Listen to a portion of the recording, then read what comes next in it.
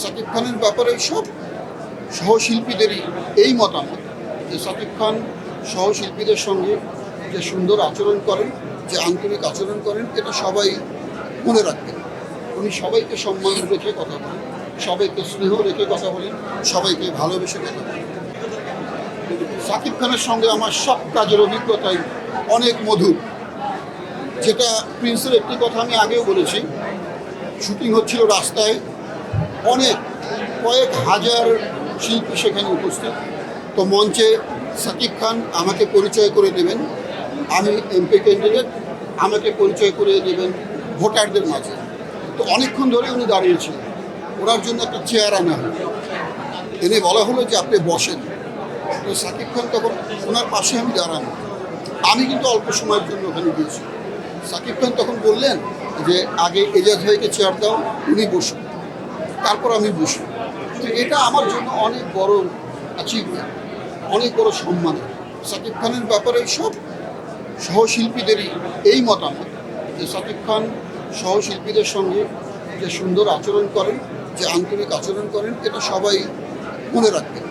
উনি সবাইকে সম্মান রেখে কথা বলেন, সবাইকে স্নেহ রেখে কথা বলেন, সবাইকে ভালোবেসে কথা বলেন।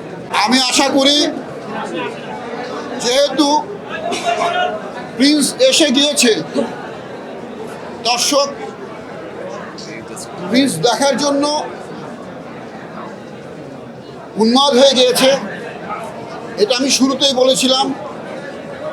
প্রিন্স ছবির শুরুতে আমরা অনেক ঝামেলায় পড়েছিলাম, মনে হচ্ছিল অনেক কষ্টে পড়েছিলাম, অনেক দুঃখে পড়েছিলাম। আমি তখন একটা কথা বলেছি, যে প্রেমে অনেক বেশি ঝামেলা থাকে সেই প্রেম জমে বেশি, আরে যে প্রেমে ঝামেলা নেই সে প্রেম তো জমবে না।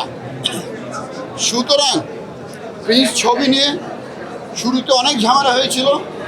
আমরা তখনই বুঝেছিলাম যে প্রিন্সের সামনে অনেক সুন্দর দিন আসছে, অনেক সফল দিন আসছে।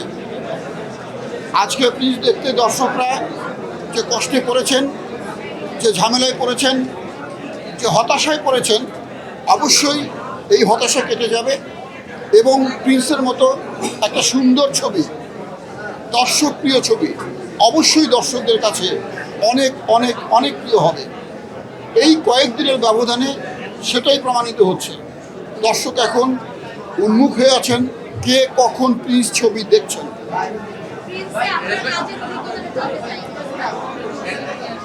অনেক সুন্দর, অনেক সুন্দর। আমরা শ্রীলঙ্কায় কাজ করেছি, দেশের বাইরে কয়েক জায়গাতেই কাজ করেছি। সব জায়গায় কাজের অভিজ্ঞতা অনেক সুন্দর। কারণ আমাদের প্রডিউসার আমার ডান পাশে, আমার ডিরেক্টর বাম পাশে, তারা ছিলেন অত্যন্ত শিল্পী বান্ধব। এই বিষয়টা কিন্তু অত্যন্ত গুরুত্বপূর্ণ। একজন প্রডিউসার যদি শিল্পী বান্ধব না হন, একজন পরিচালক যদি শিল্পী বান্ধব না হন, তাহলে কিন্তু শিল্পীর জন্য এবং টোটাল টেকনিক্যাল ক্রুর জন্য কাজ করাটা সমস্যা হয়ে যায়। আমরা কখনোই আমাদের কোনো শিল্পী, আমি নিশ্চিত আমাদের প্রডিউসারের কাজ নিয়ে, তার সহানুভূতি নিয়ে, তার আন্তরিকতা নিয়ে, আমাদের ডিরেক্টরের কাজ নিয়ে, কাজের মান নিয়ে, তার আন্তরিকতা নিয়ে আমি নিশ্চিত কোনো শিল্পী, কোনো কলাকুশলী কোনো অভিযোগ তুলতে পারবেন না। এটা আমাদের বড় অ্যাচিভমেন্ট ছিল। একটা কাজে প্রিন্স ছবি শুরু থেকেই নানা ঝামেলা হচ্ছিল, ভিসা পাওয়া নিয়ে, লোকেশন নিয়ে অনেক সমস্যা হচ্ছিল, কিন্তু কখনো আমি এই দুইজন মানুষকে হতাশ হতে দেখিনি। তারা এখনও যেরকম হাসছেন, শুরু থেকে শেষ পর্যন্ত তারা হাসির মধ্যেই ছিলেন। এটা আমাদের টোটাল প্রিন্স টিমের একটা বড় অ্যাচিভমেন্ট। আপনারা সবাই দোয়া করবেন। যেভাবে প্রিন্স শৃঙ্খল মুক্ত হলো, আমি শৃঙ্খলই বলবো।